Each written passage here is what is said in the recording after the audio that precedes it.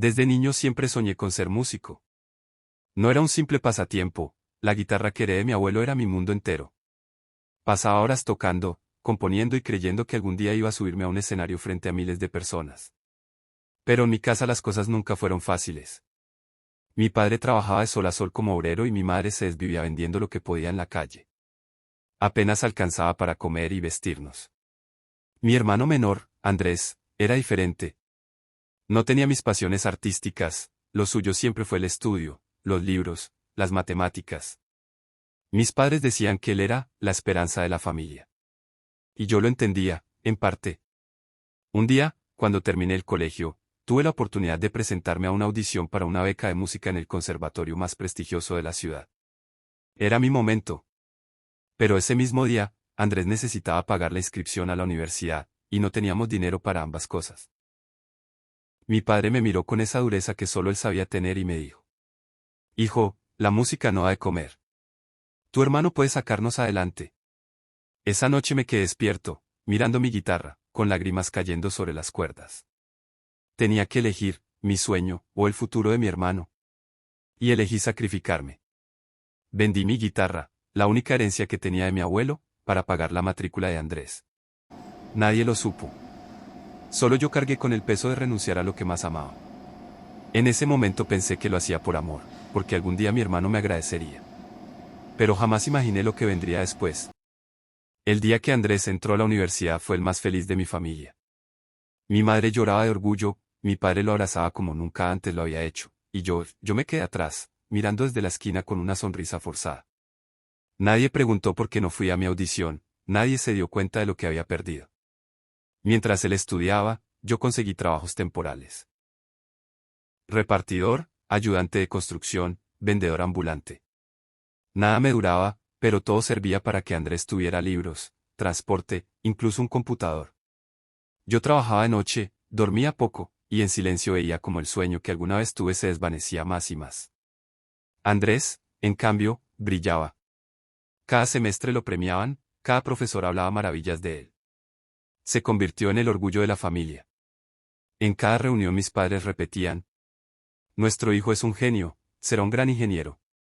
Yo me alegraba, claro, pero en el fondo dolía. Una tarde, mientras lo ayudaba a preparar una exposición, lo escuché decirle a un amigo por teléfono: mi familia siempre me apoyó, siempre creyeron en mí. Sentí un nudo en la garganta. ¿De verdad pensaba eso? No se daba cuenta de lo que yo había hecho en silencio. Quise decírselo, contarle que había vendido mi guitarra y que todo lo que tenía era gracias a mi sacrificio. Pero no lo hice. Tenía miedo de sonar como un resentido. Lo que no sabía era que con el tiempo ese silencio se convertiría en la mayor herida de mi vida. El tiempo pasó volando. Andrés se graduó con honores, y mi familia organizó una fiesta enorme en la casa. Globos, música, comida, todo el barrio estaba invitado. Yo estaba allí, sirviendo platos, recogiendo vasos, asegurándome de que todo saliera bien. Nadie me preguntó cómo estaba, ni qué había hecho en mi vida en esos años. Mi madre me abrazó una vez, solo para pedirme que buscara más cielo. En medio de la celebración, mi padre se paró a dar un discurso. Hoy es el día más feliz de mi vida. Andrés es la prueba de que con esfuerzo todo se logra. Estoy orgulloso de tener un hijo como él. La gente aplaudió, brindó, sonrió. Yo también aplaudí, aunque sentía un hueco en el pecho. ¿De verdad solo tenían un hijo? ¿Yo qué era entonces? Más tarde, Andrés me encontró afuera, mientras fumaba un cigarrillo. Se veía radiante, elegante con su toga y birrete. Hermano, lo logré. Me dijo, dándome una palmada en la espalda. Yo sonreí y respondí: sí, lo lograste. Él nunca preguntó qué había tenido que dejar yo para que él llegara hasta allí. Ni esa noche, ni nunca. Lo peor llegó cuando consiguió su primer empleo. Una multinacional, sueldo alto, carro de la empresa. Mis padres lloraban de emoción, mis tíos decían que sería el orgullo de la familia por generaciones. Yo, en cambio, seguía en trabajos temporales, sobreviviendo, invisible. Y fue en ese punto donde algo dentro de mí comenzó a quebrarse. El día de su cumpleaños número 25, Andrés organizó una cena elegante en un restaurante de lujo. Me invitó, aunque noté que lo hizo más por compromiso que por cariño. Llegué con una camisa prestada, sintiéndome fuera de lugar entre trajes caros y relojes brillantes. La mesa estaba llena de sus amigos empresarios, compañeros de universidad, gente que hablaba de inversiones, viajes y oportunidades que yo jamás tuve.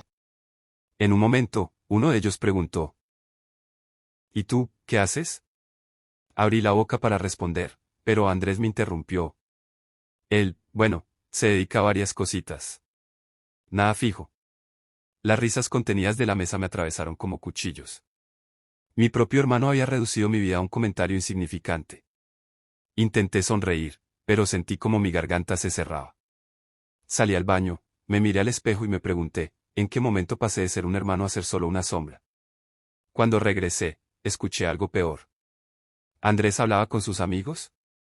La verdad, si no fuera por mí, mi familia no tendría a nadie de quien sentirse orgullosa. Me quedé paralizado. ¿Acaso había olvidado todo lo que yo había hecho por él? Las noches en las que no dormí para que él pudiera estudiar, el trabajo extra que tomé para que no le faltara un peso. Ese día lo entendí, mi sacrificio no solo había sido invisible, también había sido borrado de la historia. Esa noche, al salir del restaurante, no pude más. Caminamos juntos hacia el parqueadero y lo detuve antes de que subiera a su carro último modelo. ¿Eso es lo que piensas de mí?, le dije, con la voz quebrada. ¿Que no valgo nada? Andrés suspiró, molesto, como si yo fuera un estorbo en su vida. Mira, hermano, no lo tomes personal. Solo, somos distintos. Tú elegiste tu camino y yo el mío. ¿Elegí? Le grité. ¿De verdad crees que yo elegí trabajar hasta caerme de cansancio para pagarte la universidad? Elegí renunciar a mis sueños para que tú pudieras tener los tuyos. Él bajó la mirada, incómodo, pero enseguida se recompuso. No te pedí que lo hicieras. Esa frase me destruyó. Sentí como si todos los años de sacrificio se borraran en un segundo. No me lo pediste, es cierto, respondí con lágrimas en los ojos. Pero lo hice porque te amaba, porque eras mi hermano. Hubo un silencio incómodo. Andrés encendió el motor de su carro y, antes de irse, soltó. Mira, agradezco lo que hiciste, pero ya no me debes nada, ni yo te debo nada a ti. Me quedé ahí, parado en medio del frío de la noche, viendo cómo se alejaba. Ese fue el momento en que entendí que mi hermano ya no era mi hermano, era un extraño. 2 días después, recibí una llamada inesperada de mi madre. Su voz sonaba débil, cansada. Hijo, necesito que vengas, me dijo. Tenemos que hablar de Andrés, y de ti. Fui de inmediato. Al entrar a la casa, me sorprendió verla sentada con una caja de fotos y papeles sobre la mesa. Sus ojos estaban rojos, como si hubiera llorado toda la noche. Tu hermano está cambiando, dijo, mirándome con un dolor que no pude ignorar. Y lo que más me duele es que no ve todo lo que hiciste por él. Me senté frente a ella. Mamá, él lo sabe, pero no le importa. Ella tomó una foto vieja, de cuando éramos niños. Andrés estaba en brazos de mi padre, yo al lado, un poco apartado, como siempre. No es solo eso, hijo. Hay algo que nunca te dije. La miré confundido. ¿Qué cosa? Mi madre respiró profundo, como si le costara soltar las palabras. La razón por la que siempre te pedí que lo cuidaras, que renunciaras a tanto por él, es porque yo sabía la verdad de tu padre. Andrés siempre fue su favorito, pero lo que no sabes es por qué. Mi corazón empezó a latir con fuerza. Sentí que estaba a punto de escuchar algo que podía cambiar mi vida. Ella bajó la voz. Andrés, no es completamente tu hermano. Me quedé helado. ¿Qué quieres decir con que no es completamente mi hermano? Pregunté casi sin aire. Mi madre apretó fuerte la foto entre sus manos. Tu padre, antes de conocerte a ti, tuvo un romance con otra mujer. Andrés nació de esa relación. Cuando yo lo supe, ya estaba en camino, y decidí aceptarlo como propio, criarles a los dos bajo el mismo techo. El mundo se me vino abajo. Me estás diciendo que me pasé la vida sacrificándome por alguien, que ni siquiera es mi hermano de sangre. Ella sintió con lágrimas en los ojos. Yo nunca quise que lo supieras así. Pero tu padre siempre fue más duro contigo porque, en el fondo, eras el hijo que le recordaba sus errores. Y yo cargué con esa culpa, obligándote a ser fuerte, a protegerlo, como si fuera tu obligación. Me levanté de golpe. Sentía rabia, tristeza, vacío. Todo mi sacrificio, mis sueños rotos, mis noches sin dormir para que Andrés brillara, habían sido en vano. Mamá, le dije con la voz quebrada, me quitaste la vida para dársela a él. Y ahora, ni siquiera me reconoce. Ella intentó acercarse. Hijo, no me odies, por favor. Pero yo no podía escuchar más. Salí de la casa con la mente hecha un caos, preguntándome quién era yo realmente, y por qué siempre me tocaba perder. Esa noche no pude dormir. El secreto de mi madre retumbaba en mi cabeza. Andrés no era mi hermano de sangre. Todo lo que había hecho por él había sido una farsa. Al día siguiente, sonó mi teléfono. Era Andrés. Necesito hablar contigo. Dijo con un tono serio. Nos encontramos en un café. Lo vi llegar con su traje caro, su sonrisa arrogante, esa misma que antes me llenaba de orgullo y ahora solo me hería. Mira, empezó, mamá me contó lo que sabes. Lo miré sorprendido. ¿Te lo dijo? Él asintió. Sí. Y quiero dejar algo claro, no te pedí que lo hicieras. Tú decidiste renunciar a tus sueños. Yo no te debo nada. Sus palabras me atravesaron como cuchillos. Eso es todo lo que tienes que decirme. Después de que me dejé la vida por ti. Andrés se recargó en la silla, cruzando los brazos. ¿Qué querías? Un trofeo. Un gracias eterno.